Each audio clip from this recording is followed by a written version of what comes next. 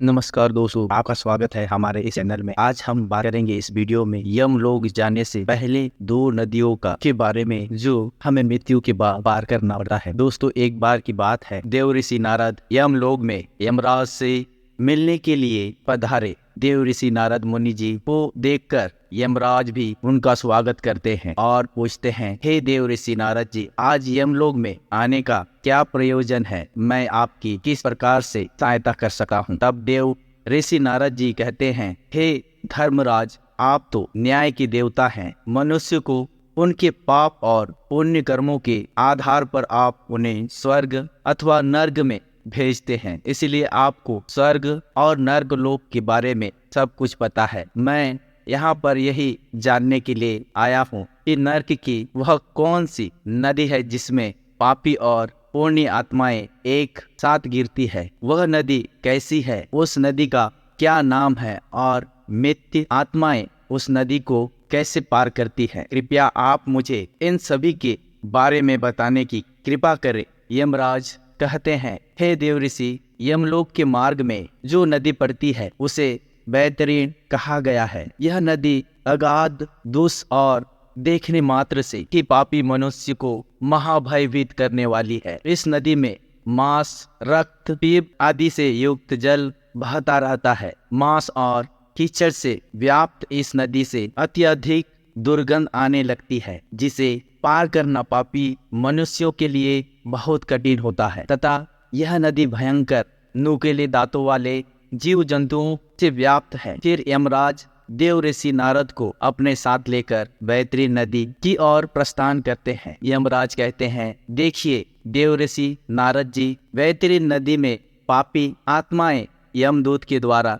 गिराई जा रही है। पापी मनुष्य इस नदी को देखकर भयभीत हो जाते हैं, थर थर कांपने लगते हैं। जब पापी मनुष्य नदी के तट पर आकर खड़ा हो जाता है तो उसे देखकर वह बेहतरीन नदी खोलने लगती है, उसका पानी उबलने लगता है, जिसे देखकर पापी उस नदी में उतरने से डरने लगते हैं। तब मेरे दूत उस पापी को धक्के मारकर नदी में गिरा देते हैं। उस पापी के नदी में गिरते ही नदी के पात्र में नदी का जल तुरंत खोलने लगता है, जिससे उस पापी को असहनीय वेदना होती है। उसका अंग अंग जलने लगता है। वह जोर जोर से चीखने चिल्लाने लगता है, किंतु किसी को भी उस पर दया नहीं आती। बेहतरीन नदी का जल कीटाणुओं से तथा वज्र के समान सूंड वाले जानवरों से भी भरा हुआ रहता है। सूंड, घड़ियाल, वज्रदंत तथा अनेक हिंसक वह मांस भक्षण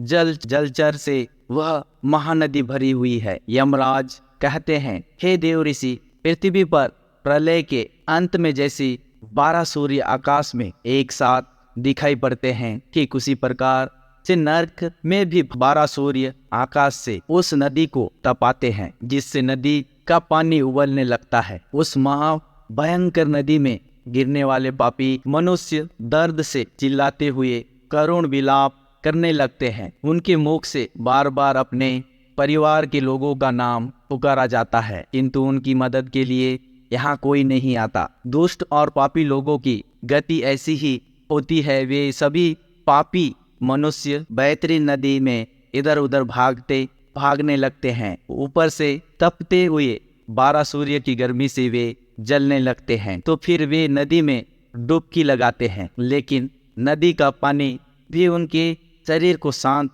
नहीं देता है। वे उस गर्म जल में भी तड़पते हैं और भयभीत रहते हैं। इतनी पीड़ा सहन करके वे पापी अपने पाप कर्मों को याद करके दुखी होने लगते हैं। हे देव ऋषि, बेहतरीन नदी चारों ओर से भयानक भूखे जानवरों से भरा हुआ है। वे सभी नुकीले दांतों वाले जानवर नदी में गिरने वाले प्राणियों को काटने लगते हैं, उन्हें कच्चा चबाने लगते हैं। सभी पापी लोग उन भयानक जानवरों को देखकर इधर उधर भागने लगते हैं, लेकिन फिर भी वे खुद की रक्षा नहीं कर पाते। फिर देव ऋषि कहते हैं, हे धर्मराज, फिर जो लोग पुण्यवान होते हैं वे इस नदी को किस प्रकार पार करते हैं? यमराज कहते हैं, हे देव ऋषि, पुण्य करने वाले मनुष्य को यह बेहतरीन नदी सुख प्रदान करने वाली होती है। इस नदी में गिरने पर उन्हें परमानंद की प्राप्ति होती है। इस नदी में अत्यंत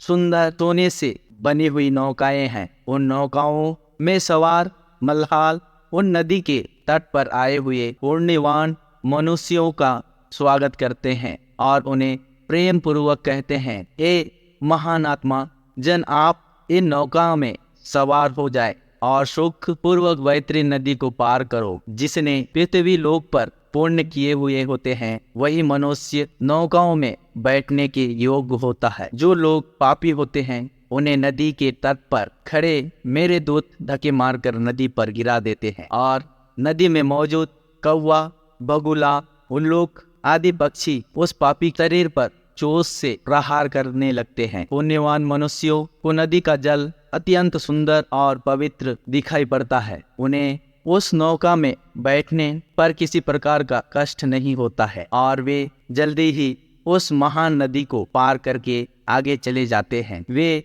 जब आगे इस नदी में चलने लगते हैं तो नदी में मौजूद हिंसक पशु उन्हें किसी भी प्रकार का कष्ट नहीं देते हैं। वे शांति से उस भयानक जानवरों के बीच से चलने लगते हैं। फिर देव ऋषि यमराज से कहते हैं, हे धर्मराज, कौन से पाप करने वाले मनुष्य को इस महान भयंकर नदी में गिराया जाता है। यमराज कहने लगते हैं, हे देव ऋषि, जो मूर्ख मनुष्य ईश्वर को, अपने गुरु की, अपने माता पिता की तथा अपने पूर्वजों की निंदा करता है, उनका अपमान करते हैं, बुढ़ापे में उनका सहारा बनने के बजाय उन्हें धक्के मारकर घर से बाहर निकाल देते हैं, उस पापी को इस बेहतरीन नदी में गिराया जाता है। जो मूर्ख पुरुष अपने पतिव्रता, सुशील और धर्म परायण पत्नी का त्याग कर देता है, उसके साथ हिंसा करता है, उसका अपमान करता है, उस पापी को भी बेहतरीन नदी में गिराया जाता है। तट पर लाकर धक्के मारकर नदी के अंदर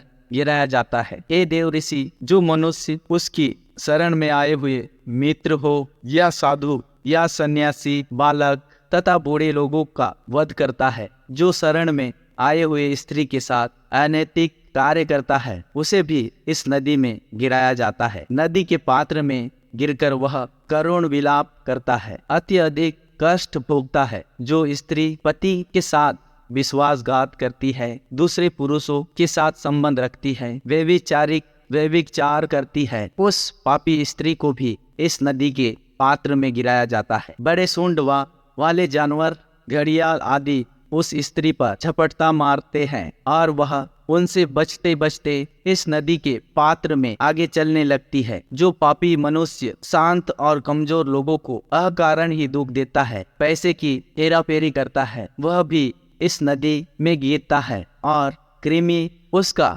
भक्षण करते हैं। जो मनुष्य पूज्य जनों तथा गुरुजनों को वचन देता है और बाद में उस वचन का पालन नहीं करता है और कहता है, मैंने ऐसा वचन दिया ही नहीं है, ऐसा कहकर झूठ बोलता है, तो उस मनुष्य का, उसका भी वास इसी तरह नदी में होता है और विषैले सर्प डसने लगते हैं। जो दूसरों के घर में आग लगाता है, दूसरों का काम धंधा बर्बाद करता है, दूसरों को विष पिलाता है, झूठी गवाही देता है, शराब का सेवन करता है तथा यज्ञ आदि धार्मिक कार्यों में विघ्न डालता है तथा गुरु की पत्नी के साथ गमन करता है, उसे भी इस मांस के कीचड़ में से व्याप्त नदी में गिराया जाता है। जो पापी मनुष्य दूसरों को वस्त्र भेंट करके फिर से चुरा लेता है, जो अर्थात नदी पर बनाए हुए पुल को तोड़ता है, दूसरों की पत्नी के साथ भोग विलास करता है, गायों को पानी पीने के लिए बनाई हुई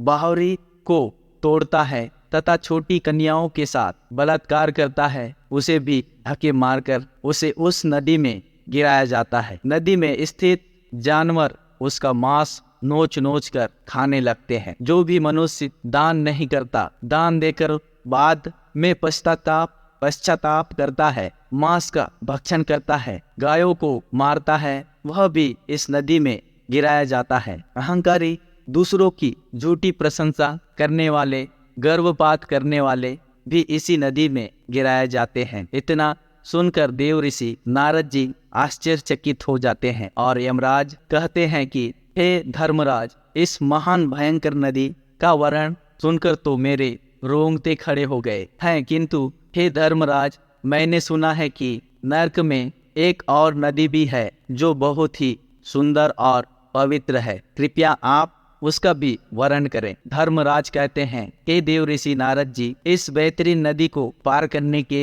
लिए मनुष्य को 17 दिन का समय लगता है और वह 18वें दिन में मेरे नगर में पहुंचता है, जिससे यमपुरी कहा जाता है। इस नगर के पास पुष्पभद्रा नामक की नदी प्रवाहित होती है। अब मैं आपको इस नदी का वर्णन सुनाता हूँ। पुष्पभद्रा नामक की जो नदी है उसका जल अत्यंत शीतल और सौम्य होता है। जब सभी आत्माएं इस नदी के तट पर आती हैं तो वे उस शुद्ध और पवित्र जल का पान करते हैं और आगे बढ़ते हैं। नदी के चारों ओर अत्यंत सुंदर वृक्ष और फलों से सजे हुए पौधे होते हैं। पुण्य आत्माओं के ऊपर फूलों की वर्षा होती है और वे आनंद पूर्वक उस नदी में विचार करते हैं। वहां पर मौजूद स्वादिष्ट फलों का वे आनंद लेते हैं। उस नदी के तट पर एक अत्यंत सुंदर वट वृक्ष है जहां पर सभी आत्माएं विश्राम करती है, किंतु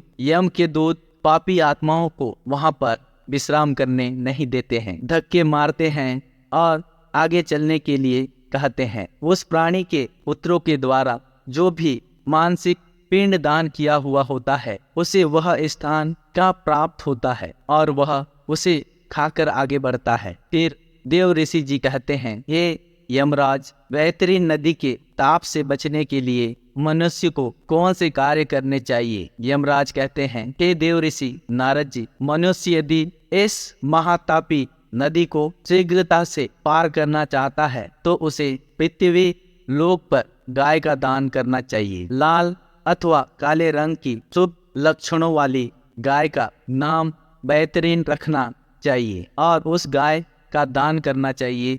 जो मनुष्य पृथ्वी लोक पर गाय का दान करता है वह यमलोक में गाय की पूंछ पकड़कर बेहतरीन नदी को पार कर लेता है। गाय का दान करते समय कहना चाहिए, हे दिव्य श्रेष्ठ महाभयंकर बेहतरीन नदी के बारे में जानकर मैं आपको पार करने की अभिलाष से यह बेहतरीन नाम की गाय आपको दान में दे रहा हूँ। फिर गाय की पूंछ को हाथ में लेकर इस प्रकार से बोलना चाहिए, देनु एतम प्रतीक तस्वता देवी सी बेहतरीन नमोस्तुते। इस प्रकार से मंत्र बोलकर गाय का दान करने से गौ माता खुश होती है और वह मनुष्य यमलोक में सहद्रष्टि को प्राप्त करता है। वह बेहतरीन नदी को आसानी से पार कर लेता है। जो व्यक्ति इस पृथ्वी पर गाय का दान देता है वह अपने समस्त अभीष्ट को सिद्ध कर लेता है। कुकर्म के प्रभाव से प्राणी को एक और पारलौकिक सुख की प्राप्ति होती है। स्वस्थ जीवन में गाय दान देने से 1000 गुना, यम रोग ग्रस्त जीवन में 100 गुना लाभ निश्चित है। मरे हुए प्राणी के कल्याणक अर्थ जितना दान दिया जाता है उतना ही उसका पुण्य होता है। अंत में मनुष्य को अपने हाथ से ही दान देना चाहिए। मृतक होने के बाद कौन किसके लिए दान देता है, कौन किसके लिए दान देगा? दान धर्म से रहित कृपण पूर्वक जीवन जीने से क्या लाभ?